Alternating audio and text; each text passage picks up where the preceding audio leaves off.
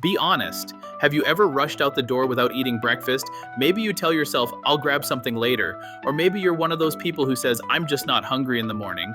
Well, here's the big question. What actually happens to your body when you skip breakfast? Today, we're breaking it down: short-term effects, long-term impacts, even the pros and cons of skipping breakfast, so you'll know if it's really helping or hurting you.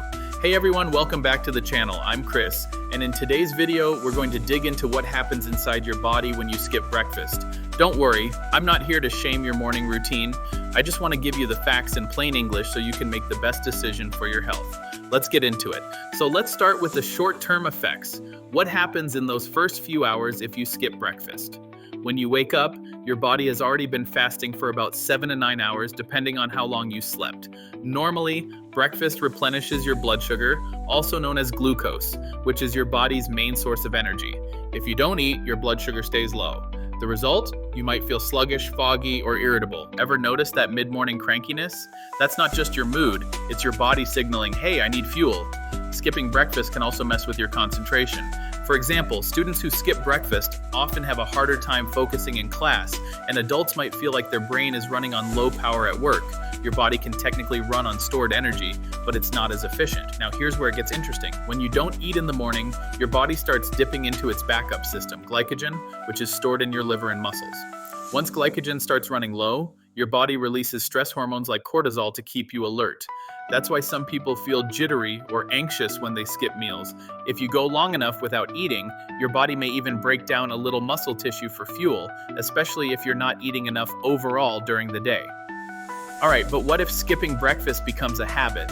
Long-term research shows mixed results. Some studies suggest that regularly skipping breakfast may increase your risk for weight gain, type 2 diabetes, and heart problems. Why? Because skipping breakfast often leads to overeating later in the day. Think about it. If you don't eat until lunch, you might be starving and end up grabbing something quick, greasy, or sugary. On the flip side, some people find that skipping breakfast, especially as part of intermittent fasting, actually helps them manage their weight and improves insulin sensitivity. The difference really comes down to what and when you eat the rest of the day. Let's talk about the big buzzword, intermittent fasting. The pro side. If done intentionally, skipping breakfast can extend your fasting window, which may help with fat loss, improve metabolism, and even support brain health. Some people swear by the 16.8 method, where they skip breakfast and only eat between noon and 8 p.m. But here's the con. Intermittent fasting doesn't magically erase poor eating habits. If you break your fast with donuts and soda, you're not going to see health benefits. And fasting isn't for everyone, especially kids, teens, pregnant women, or people with certain medical conditions. So, skipping breakfast can be part of a healthy plan, but only if it's intentional and balanced with good nutrition. Let me give you 2 real-world examples. Case 1, the busy worker. You skip breakfast, grab a coffee, and by 11 a.m. you're starving. You swing through a drive-thru, and suddenly you've eaten more calories than if you'd had a small breakfast. That's the danger unplanned skipping can backfire. Case 2, the intermittent faster. You skip breakfast on purpose, but you break your fast with lean protein, veggies, and whole grains. You feel full, energized, and still stay within your calorie goals. That's a planned approach that can actually benefit your health. See the difference? It's not just about skipping, it's about why and how you do it.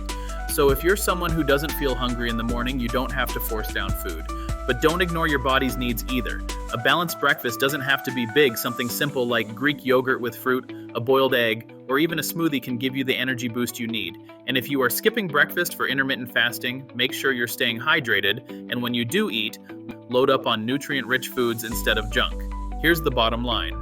Skipping breakfast isn't automatically good or bad. In the short term, it can leave you tired, cranky, and unfocused.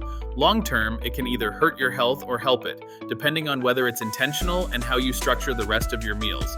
So ask yourself, am I skipping breakfast because I'm making a smart choice for my lifestyle, or because I'm just too rushed and grabbing junk later? That answer will tell you if it's helping or hurting you.